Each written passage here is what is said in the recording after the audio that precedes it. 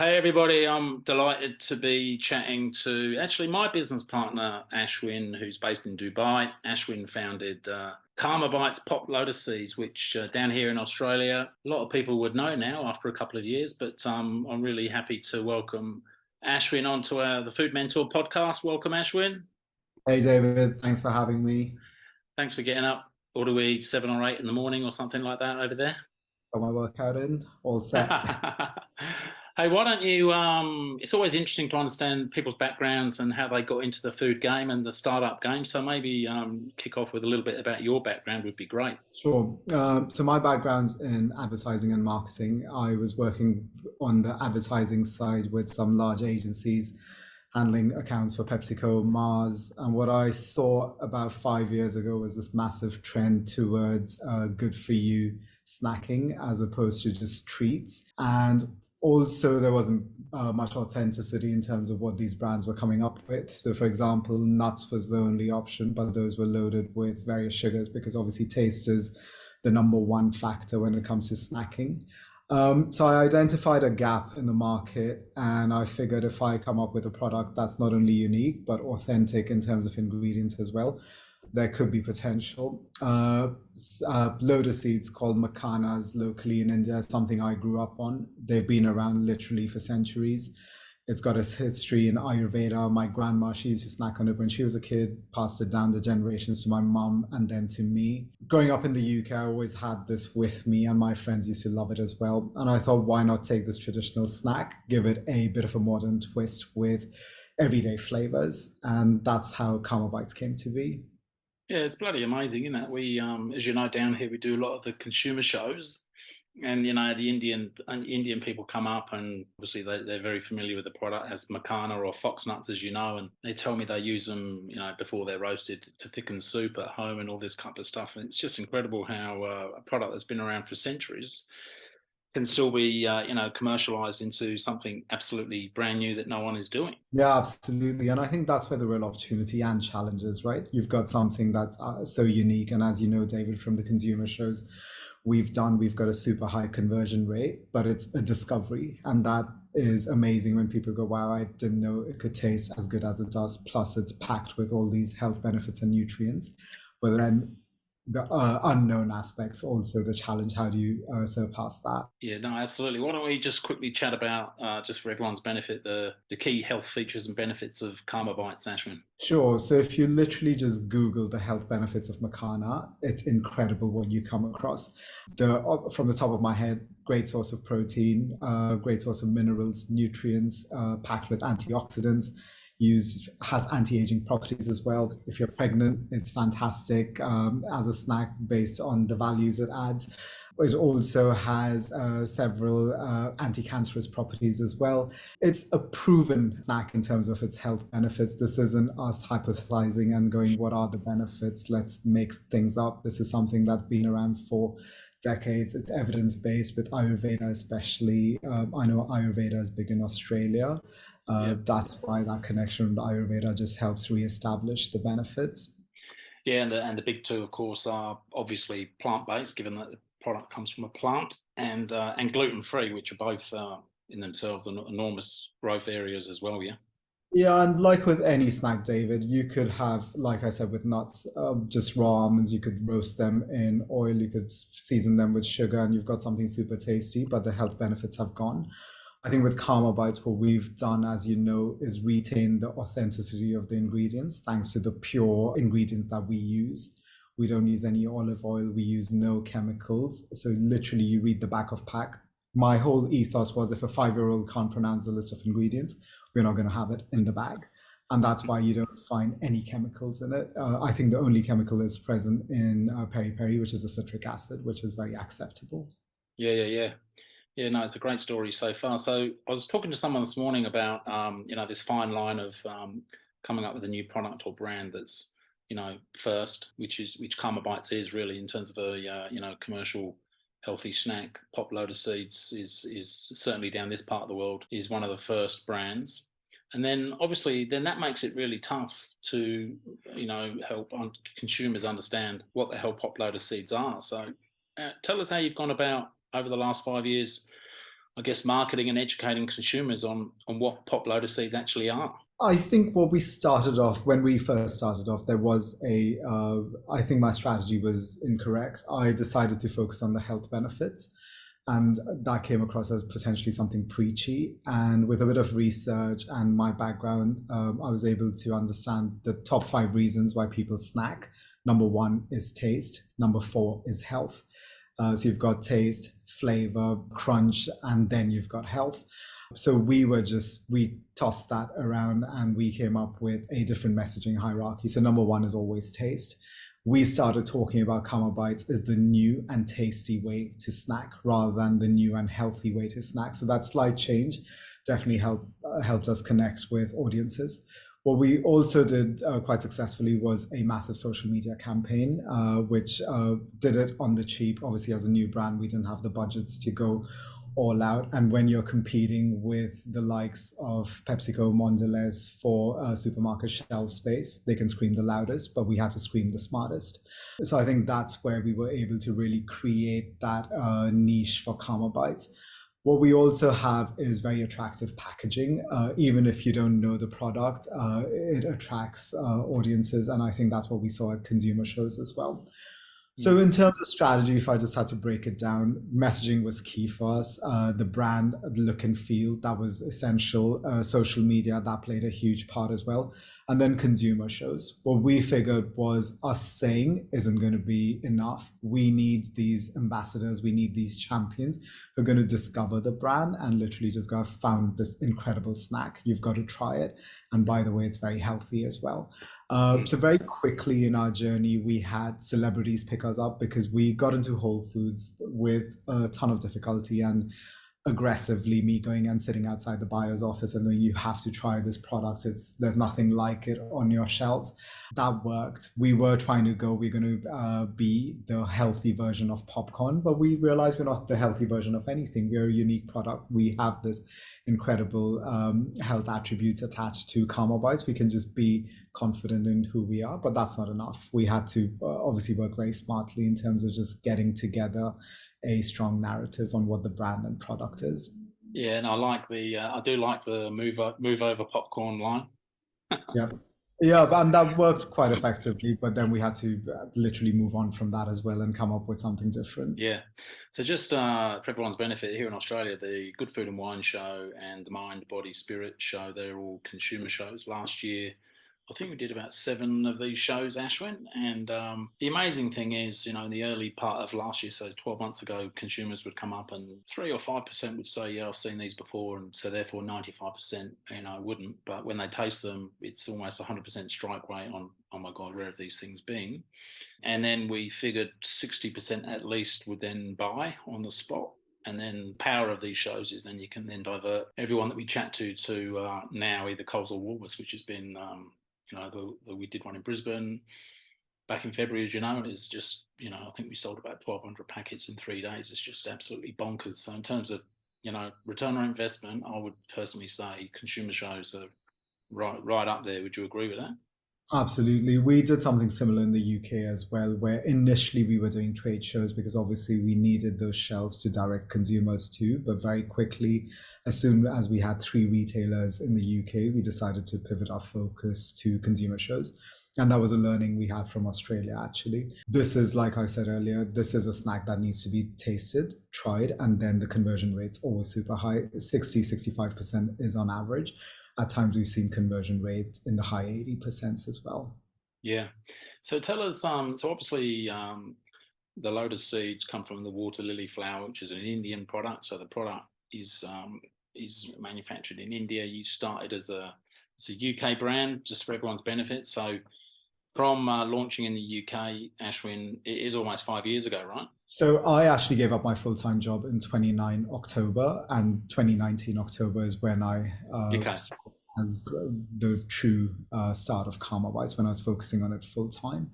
Yeah, cool. We've been around for 3.5 years now. Yeah, cool. So tell us, in terms of distribution in the UK and around Europe, and obviously down this part of the world, let's let everyone know where we're trading now. So we're in about 15 countries now. Australia is our largest market, all thanks to you, David. And then we've got the UK, We're with some major retailers there like Whole Foods, Planet Organic, Ocado, the largest online retailer there. We've recently launched in Portugal as well.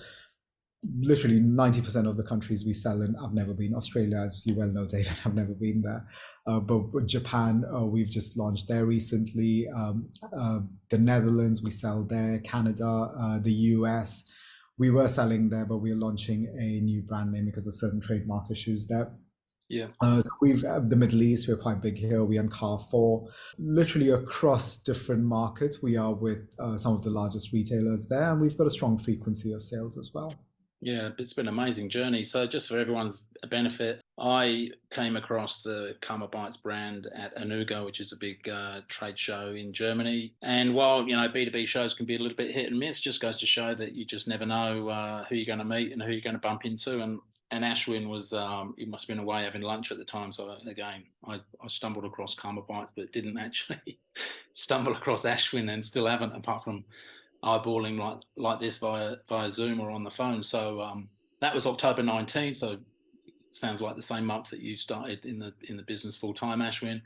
And then it was almost 12 months later when we got the first shipment down to Australia, right? So I think it's September 2020, ironically, right in the middle of COVID. Yep. So the 3 years haven't exactly been the norm, right? So we had COVID, that was an absolute blast. We had the war in Ukraine last year that absolutely skyrocketed shipping prices. So the past 3.5 years have definitely been baptism by fire. It's been a very unique experience. But yeah, I think thanks to our spread, we were able to survive the various lockdowns because the lockdowns thankfully weren't simultaneous in all the markets. So I'd say that was the biggest challenge we faced over the past 3 years, but we aren't unique. I'm sure there's a ton of startups out there who had a similar situation as to us. It'd be great to hear your views on, obviously, sort of quite new coming into the food world 3 or 4 years ago. What if you the classic question, if you had your time again, what might you have done differently, if anything, or everything, whichever way? What would you say that would be? What would be the number one thing that was your biggest disaster along the journey? I'll be very honest with you, not taking advice. I assumed because of the background I come from a marketing and an advertising background. I don't come from a business and a finance background. I just assumed because of my history with these various large brands. I've worked on, campaigns for Snickers, M&Ms. These are big household names, Walkers, Crisps. I just thought, yep, if I can manage developing strategies for these guys, I can obviously create something for myself and it will be the best strategy. But boy, was I wrong, because had I just listened to someone in the business, say someone like yourself, David, if you were there as a mentor, as an advisor right from the start, had I found someone like yourself, say in the UK, and they had given me the right advice, because within the food business, there's a ton of consultants, right? There's a ton of people who are going to come and tell you what's the right thing to do. But there's a big difference between a consultant who's taking a monthly retainer from you, who's never really had any proof points of success with brands, versus someone who's actually done this for a ton of years and potentially worked on the retail side, someone like yourself, perhaps, David. I think not taking advice, thinking I know best, was probably the number one error on my part. So it was a ton of mistakes, a ton of learnings. I'd love to say, put a positive spin on it and just be up, but it was all learning experiences. Those were expensive learning experiences. Totally, man. And if you were advising someone who was starting up and you were going to give them one piece of advice, what would that piece of advice be, do you think? You know what? People always, I've read a ton of books since on entrepreneurship, and I listen to TED Talks where people just go, follow your gut, follow your instincts. That's my personal opinion. It doesn't really matter. Your gut could tell you you've got an amazing product, you've got everything there, but your gut instinct isn't going to get you on a supermarket shelf. You've got to network. You've got to be connected to the right people. You may not be connected to the supermarket directly, but you may want to connect with someone who knows how supermarket functions, who know how buyers work. And you might think you have a pulse on the consumers' requests and demands, but consumers are very fickle. So you might think like with Karma Bites, I identified a gap in the market. Going, there aren't many products on the shelves that are super tasty and healthy. But were consumers looking for that? Potentially not, because what consumers don't know is missing is not something that they are after. So it was all about creating that demand. So when it comes to understanding the pulse of the consumer, don't follow your instinct. Again, follow research. There's a ton of research out there. Speak to people. That's something which I figured I should have spoken to people directly rather than just go, okay, fine, I know what is missing, what's lacking, and I'm going to go with that. And this was gut, right? Because I was following what the advice was out there. If you've got strong instincts, go with it. Not that you just discard your instincts, but maybe reduce the percentage of importance you give it. Was chatting to David Andrew, who runs Naked Life non-alcoholic spritzers in Australia. Last year was the fastest growing business in Australia, and he, just on your point there about finding a gap in the market and filling it, he said to me, you know, if you're not first, you know, then you're last. In terms of, you know, developing new food products and brands, is actually, there's a lot of truth in that saying. So obviously with the Karma Bites, you really are one of the first, and particularly down this part of the world. And I think, you know, there's a lot to be said for being first, you know, as long as it's not too quirky. So, you know, consumers understand what you're doing, and it's going to take a little bit of time for that awareness to grow. But, you know, being first and finding that gap and filling it is absolutely the name of the game, isn't it? Absolutely. Be first, fill that gap. You have the opportunity to create a category, right? Like literally, if I look at my journey, find there's all the, I should have taken advice. I should have not just followed my instincts. That's me giving advice in terms of what not to do based on my experience, and I always feel there's strong learnings from that. But if I had to go down the route of what I did correctly, we've been around 3.5 years. It's, as you know, David, we are not a massive team. We've not got external investment. This is us literally just pushing through to be in 15 markets in the midst of a pandemic to grow the brand. There's a ton of things that worked, and being first was probably the number one reason. They're creating a brand that looked absolutely incredible on a supermarket shelf. That also worked. So we spent our dollars very sensibly. We created, I can say now, right? We've created a category. There's a ton of large brands noticing Karma Bites, and that gives me great happiness. The fact that you walk into a premium store in Beverly Hills and there's Karma Bites sitting in a store there, that's not just happened because we are one more product. It's because we are unique. We've got this incredible honesty about our brand and our ingredients. I think that also helped. Yeah, no, definitely. And interesting you mentioned, you know, the leanness of the business. I mean, if anyone wants a 101 lesson in running it lean, then come and talk to Ashwin, or myself for that matter. But yeah, I mean, there's a lot to be said for, you know, running it lean, totally and utterly. So Ashwin, that's great. Up to, I guess, the history and where we are today. So in terms of moving forward and your vision for the brand, evolution of the brand over the next sort of 3 to 5 years, what do you think that looks like without giving the game away? Yeah, so without completely giving the game away, I'd say disruption is the key term for us. I worked in digital strategy a few years ago when digital was really kicking off, and I saw how disruption was happening in travel, in hospitality, in banking, and digital was changing the game completely. Consumers are very clear in terms of what they want. Consumers are even clearer in terms of what they don't want. So we want to disrupt that model, which is just crisps, popcorn, and that, they've dominated the market for decades now. So we still want to do super tasty snacks, but we want to give it a complete disruptive twist. So we've got some exciting plans ahead, David. As you know, we want to start focusing on our key markets rather than spreading ourselves too thin. If someone wants to represent Karma Bites, I don't know, in Germany, they can take the brand and the product and run it there. But for us, we will focus on our key markets, and we will consolidate what we have, but also grow in terms of Karma Bites as a portfolio brand and keep expanding our range. Excellent. And disruption would be, again, the bedrock of everything that we do. Totally. It's been fabulous to chat. So where can people find, what's the Insta handle? Ashwin's always the key go-to. Yep, Karma Bites Goodness, a great source of all information. We've got a very exciting set of posts coming up. We've got incredible listings in Australia, all thanks to you, David, with Woolies, Coles, a ton of independents as well. So, yep, and we're obviously available online on these large retailer stores as well.